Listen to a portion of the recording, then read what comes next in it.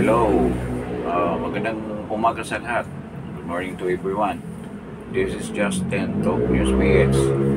Good morning doon sa mga viewers natin na nasa United States of America. Thank you for visiting this channel, and also with some Filipinos in India. So maraming salamat sa pagdalo ninyo at sa pakikinig sa broadcast na ito at panonood sa broadcast na ito. Salamat sa inyong pagdalo at sana patuloy ang inyong pag-patronize sa channel na ito. This is Justin, Top News Page. Again, magandang umaga sa inyo lahat. At this morning, we have a very exciting, very inspiring topic, because this is with regards to a faith, a twist of faith, shall we say. Parang sa pagkakataon ito ay pumabor ang tadhana sa isang tao na malaki ang tinulong sa bayan. At ito ay walang iba kung hindi si former President Rodrigo Roa Duterte. Siguro alam na ng iba kung ano ang ibig sabihin nito. Pero ngayon, may isa-isahin natin yung mga pangyayari with regards to this subject. Ito ay tungkol doon sa declaration ng the State Department ng Amerika at mismong si President Donald Trump, newly elected a new President of the United States na si President Donald Trump, with regards to the ICC. Alam na natin na Donald Trump ay mayroong conflict with the ICC before his first term. Kaya nga nag-issue siya ng parang isang resolution against the ICC. Parang hindi niya sinang-ayunan yung mga polisiya na binalabas ng International Criminal Court. At pagpasok ng administrasyon ni President Biden, former President Biden, ito ay kinontra sa isang resolution na nagbubuwit o walang bisa doon sa unang resolution na pinasa ni President Donald Trump. Pero ngayon, nagbigay siya ng EO, Executive Order, na parusahan itong ICC, particularly yung mga tauhan niya, yung mga rapporteur niya.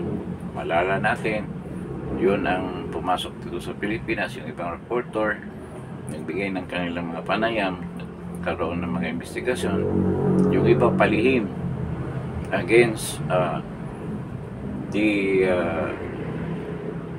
crimes daw na nakamit commit daw ni President Duterte with regards to the war on drugs dito sa Pilipinas, at yung iba pang mga krimen before when he was the mayor.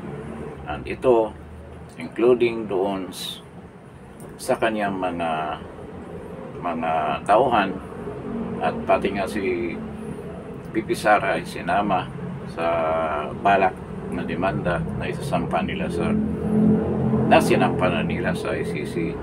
At naghaantay na lang daw ng warrant of arrest na pinalandakan ni former Senator Trillanes. At ito rin ang mga laging nasa bibig ni dilema. At itong attorney na taga-ICC daw siya, na si Attorney Christine Conte. Ito pa nga yung huling panayam sa kanila sa isang istasyon ng TV, isang media outlet, na nandoon sina former spokesman ni PRD na si Attorney Sal Panilo, na sinabihan pa ni Conte na see you in the in the ICC. See you in the ICC daw. Ngayon, dahil sa mga statement ni galing sa opisina, highest office of the US kay President Trump, parang see in your dreams na lang, in your dreams, Christine at De Lima at si Trillanes. So, ano ba yung binigay na bagong resolusyon ng US dyan sa ICC? Ito ay stated na pinagbawalan, sinasanksyon ang mga empleyado, yung mga raportor ng ICC na bumiyahe sa US at sa kanilang kalyadong bansa. So, di na sila mabibigyan ng visa na dumalo sa mga lugar na ito, lalo na sa Amerika, at i-freeze din yung mga assets nila. Kung meron silang mga property sa US, frozen lahat yan, pati yung mga pera nila na nandoon sa Amerika. At hindi lang ito masakit dahil hindi lang yung mismong rapporteur or yung mismong empleyado ng ICC ang ma-reprimand or ma-sanction. Kasama din yung kanilang mga mahal sa buhay, yung mga relatives nila at yung pamilya nila. Siyempre yung anak, asawa o mga kapatid. Pagbawalan na yan bumiyahe sa Amerika at saka sa mga kalyadong bansa ng Amerika. Ay, napakarami niyan.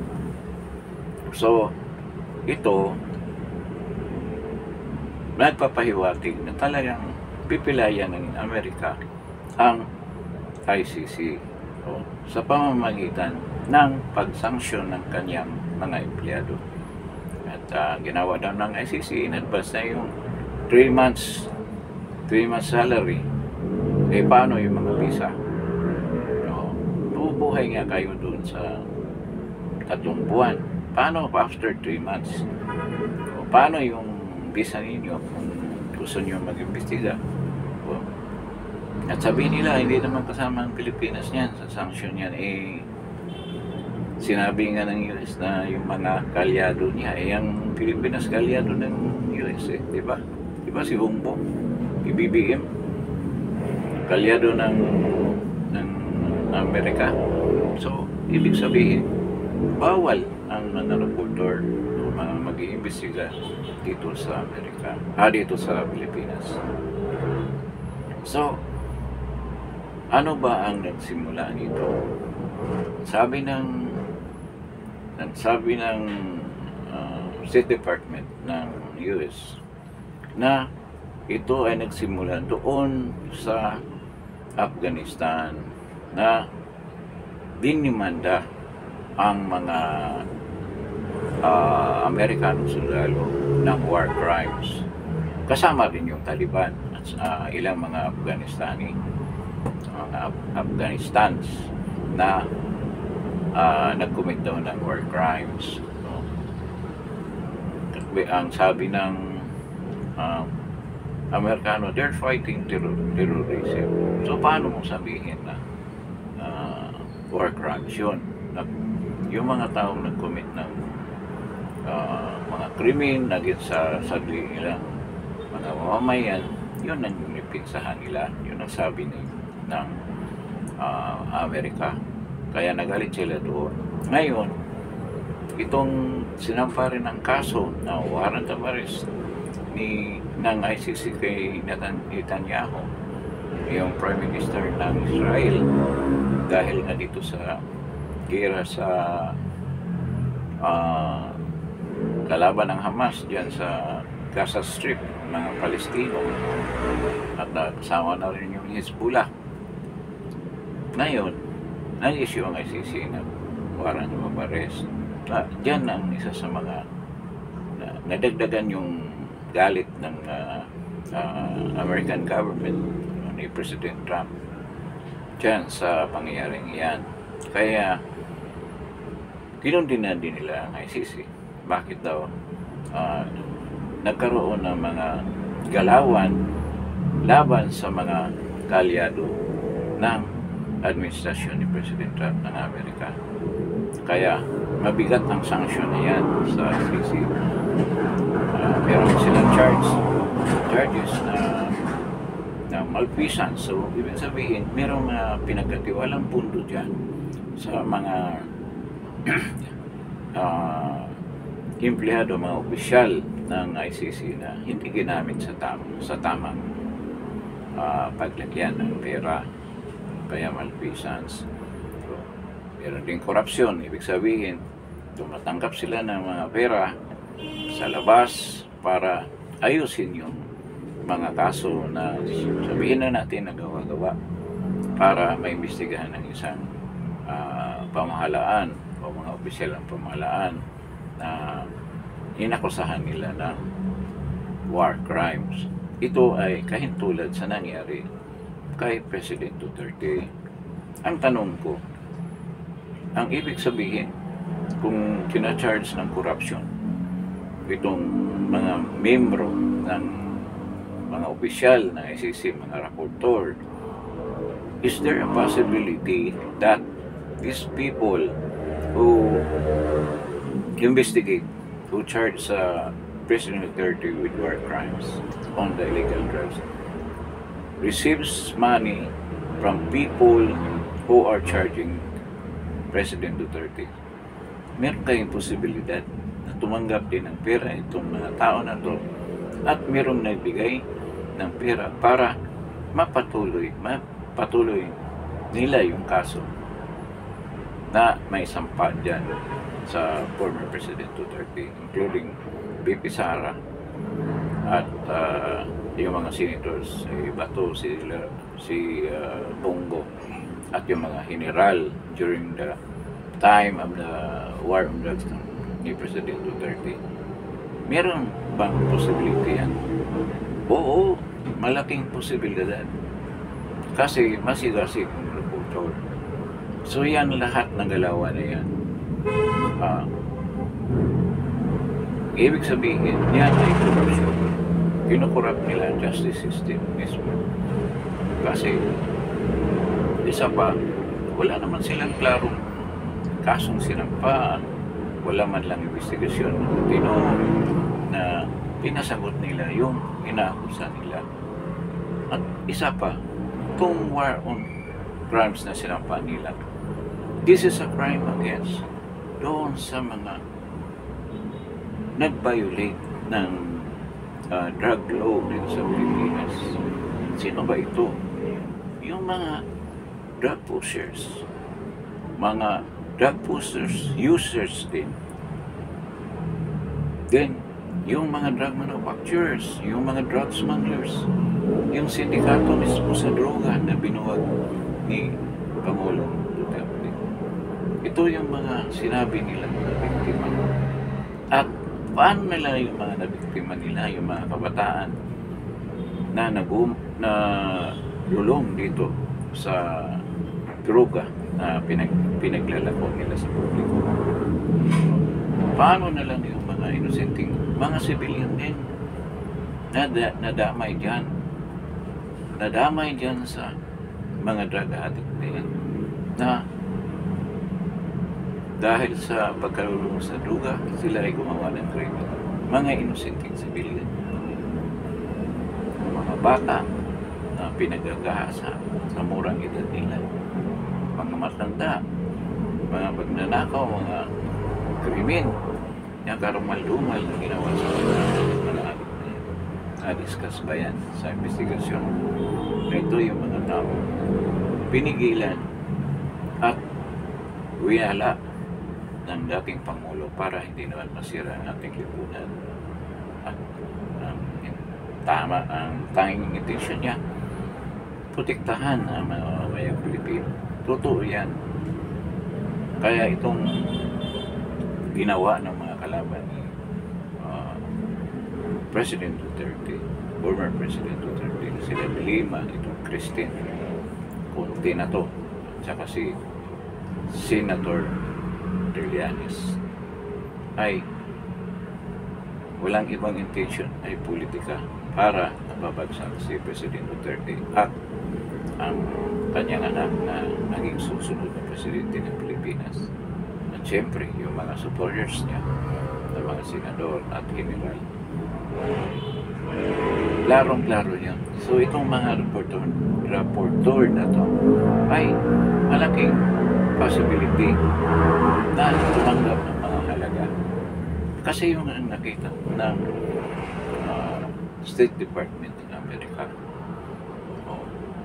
So ngayon, paano na lang yung mga pagyayabang nila na malapit na yung warrant? Paano pa yung DOJ na SAFE na daw yung ano nila? Siguro, nalaman nila yung talagang hindi pa pabor ang pagkakataon sa kanila. Kaya medyo inunahan nila ng salita na medyo hindi na sila susunod yan sa ICC. Medyo malambot na sila. Pero sa katotohanan, dahil nagsasalita ito si Bersamin na kung magbigay ang ICC ng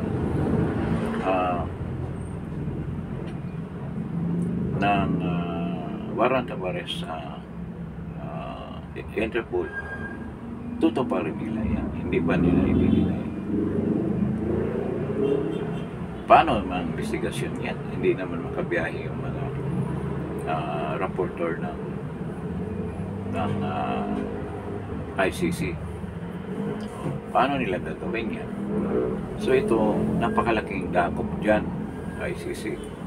At yung mga pangarap, yung mga dilawan na mapabagsak si President Duterte sa pamamagitan sa issue ng EJK, kasama na yung Cancun dyan. So, paano yan mapatupad? Kasi yun lang ang purpose nila.